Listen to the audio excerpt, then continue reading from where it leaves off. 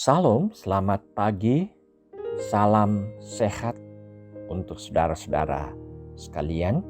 Selamat diperjumpakan lagi melalui Renungan Harian Toraya edisi 21 Agustus 2021 di pagi ini. Mari saudara-saudara teduhkan hati sejenak, berikan waktu untuk Tuhan, kita datang dalam pemujaan dan penyembahan kepadanya. Pertolongan kita adalah dalam nama Tuhan yang menjadikan langit dan bumi. Kasih karunia dan damai sejahtera dari Allah Bapa kita dan dari Tuhan Yesus Kristus menyertai kamu. Amin. Bagian firman Tuhan yang akan kita baca dan renungkan bersama di pagi ini, yaitu dari Kejadian pasalnya yang ke-47, ayat 13 sampai 26. Kejadian 47 ayat 13 sampai ayatnya yang ke-26. Firman Tuhan. Tindakan Yusuf. Namun sebelum kita bersama-sama mendengar firman Tuhan ini, marilah kita berdoa. Kepadamu Tuhan, kami datang berserah diri, mengucap syukur untuk segala kebaikan Tuhan.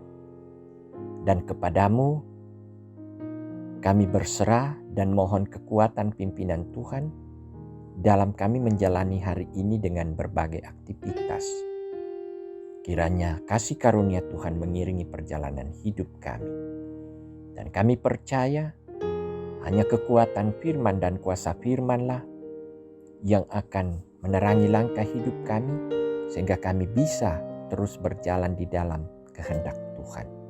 Kini kami akan mendengarkannya bersama-sama dan kami mohon kuasa dan terang-Mu ya Roh Kudus. Ampunkan dosa kami Tuhan. Kiranya kami layak untuk mendengar, membaca dan merenungkan firman-Mu. Bersabdalah ya Tuhan, di dalam nama Yesus Kristus, Juru Selamat kami sudah datang berdoa. Amin. Kejadian 47 ayat 13 sampai 26, firman Tuhan. Tindakan Yusuf. Di seluruh negeri itu tidak ada makanan, sebab kelaparan itu sangat hebat, sehingga seisi tanah Mesir dan tanah Kanaan lemah lesu karena kelaparan itu.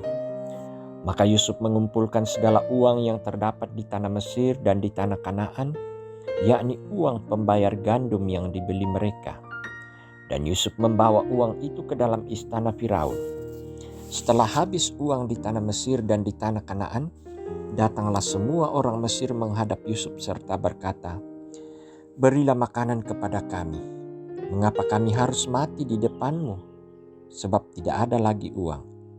Jawab Yusuf, "Jika tidak ada lagi uang, berilah ternakmu, maka aku akan memberi makanan kepadamu sebagai ganti ternakmu itu."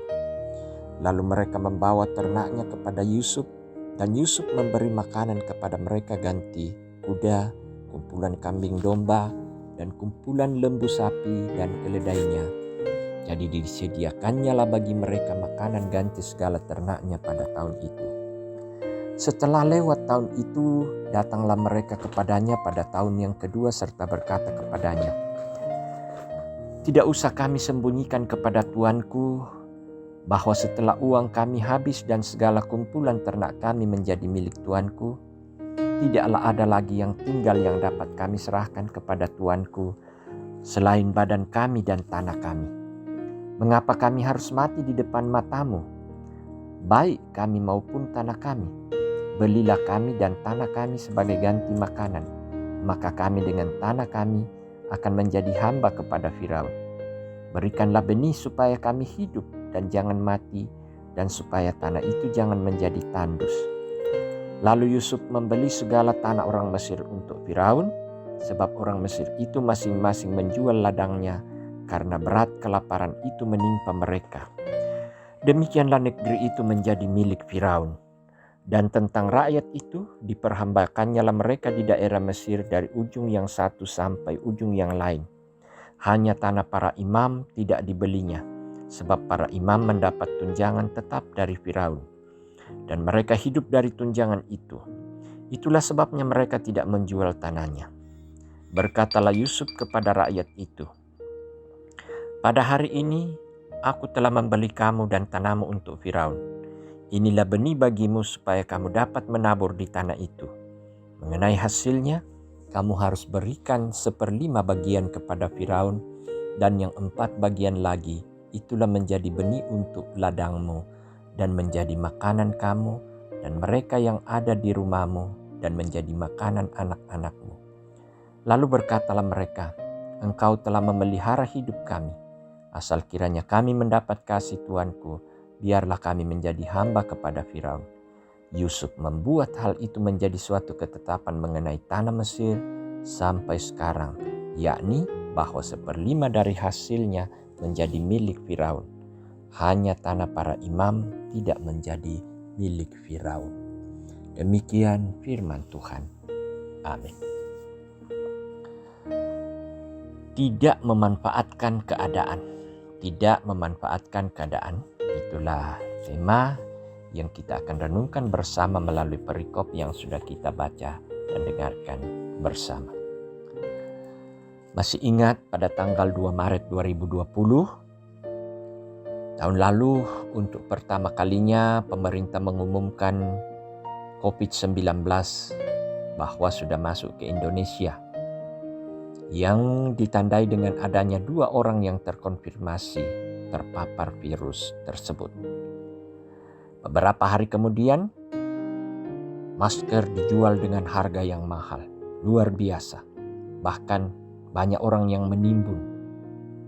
Seperti kebiasaan sejumlah pengemudi di sebuah tempat, juga ketika bulan Desember, juga menaikkan tarif angkutan kendaraan dengan tidak terkendali. Jadi itulah mereka-mereka yang memanfaatkan situasi dan keadaan. Nah, saudara-saudara, 7 tahun masa kelaparan terjadi di Israel, Mesir, dan sekitarnya, yang menjadi suatu keadaan yang sangat buruk. Bahkan makanan dan kebutuhan hidup yang lain sulit didapatkan. Yusuf yang penuh hikmat mengatur sedemikian rupa perekonomian supaya kehidupan tetap berlangsung. Ia mengumpulkan semua uang yang ada di Mesir dan Kanaan, hasil dari pembelian gandum pada masa kelimpahan. Ia menukar ternak orang Mesir dengan makanan, membeli tanah orang Mesir, kecuali tanah para imam. Memberi bibit kepada orang Mesir untuk menanami tanah yang mereka sudah jual dan dibeli atas nama Firaun. Dan dari hasilnya, mereka wajib memberi 1/5 kepada Firaun sebagai pemilik tanah tersebut.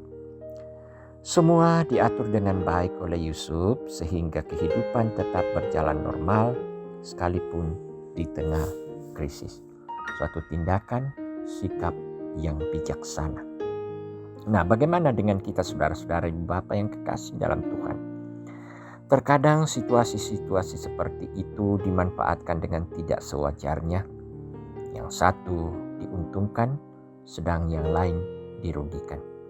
Bisa ibu bapak bayangkan ketika ada berita dari televisi bahwa bansos itu dikebiri oleh oknum-oknum yang seharusnya diberikan kepada yang berhak menerima, yaitu mereka-mereka yang miskin. Dalam 1 Korintus 10 ayat 24 dikatakan, "Jangan seorang pun mencari keuntungannya sendiri, tetapi hendaklah tiap-tiap orang mencari keuntungan orang lain. Karena itu, hiduplah dalam hikmat Tuhan yang dapat memampukan kita memandang kehidupan orang sebagai bagian dari kehidupan kita. Layanilah satu dengan yang lain." Amin. Mari berdoa. Kembali kami menaikkan pujian dan syukur kepadamu Tuhan. Sungguh atas kasih karunia-Mu lah kami diberikan kehidupan baru dan menyatakan persekutuan ibadah di pagi ini.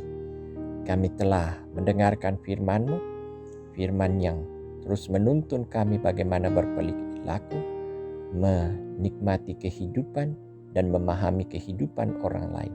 Jadikanlah kami sebagai saluran berkat bagi orang-orang di sekitar kami dalam kondisi dan keberadaan yang terpuruk. Kami percaya oleh kekuatan firman ini, kami terus dibimbing dan diarahkan menjadi anak-anak yang Tuhan, yang setia, yang taat, yang bijaksana, yang bisa memahami kehidupan orang lain sehingga ada berbagi kasih kepada mereka-mereka yang membutuhkan. Kiranya hari ini Tuhan kami jalani dengan sukacita, karena sesungguhnya Tuhan mengiringi perjalanan kami. Perlindungan Tuhan, kesehatan, bahkan kecukupan, semuanya itu kami percaya Tuhan sediakan bagi kami. Karena Tuhan memberkati usaha dan pekerjaan. Sebatas apapun yang kami lakukan dalam usaha dan pekerjaan itu, semuanya Tuhan sudah rancangkan dan rencanakan berkat-berkat bagi jemaat. Olehnya itu sukacitakanlah mereka menjalani hidup dengan segala keterbatasan dan keberadaan mereka. Sekalipun mereka dalam masalah oleh karena duka cita, masalah karena gangguan kesehatan sakit, masalah karena pendidikan dan kebutuhan anak-anak, dan berbagai masalah-masalah lain yang muncul dalam kehidupan keluarga. Kami percaya hanya hikmat dari Tuhan untuk Bapak Ibu yang menata kehidupan rumah tangga, keluarga dan anak-anak mereka, yang akan memampukan mereka untuk selalu menikmati bahwa Tuhan mendampingi, Tuhan menyertai, Tuhan menolong, membuka jalan di setiap persoalan, dan Tuhan sebagai Allah yang senantiasa memberkati kehidupan mereka. Terima kasih Tuhan. Inilah doa kami. Kami berdoa kepadamu di dalam nama Tuhan kami Yesus Kristus, itulah Tuhan dan Juru Selamat kami. Amin. Saudara-saudara, masukilah dan jalanilah hidup saudara. Yakinlah bahwa kehidupan yang Tuhan anugerahkan bagi kita akan menjadi berkat bagi orang lain. Olehnya itu, jadikanlah hidup saudara menjadi berkat. Salurkanlah kasih kepada mereka-mereka yang membutuhkan, karena sesungguhnya Tuhan akan selalu memberkati dan mempercukupkan kehidupan saudara. Amin. Mari sebelum kita beranjak dan beraktivitas, mari saudara-saudara menerima berkat Tuhan. Damai sejahtera Allah yang melampaui segala akal akan memelihara hati dan pikiranmu di dalam Kristus Yesus, sekarang sampai selama-lamanya. Amin. Demikian ibadah kita. Selamat menikmati kehidupan hari ini dalam berbagai aktivitas. Tuhan dimuliakan.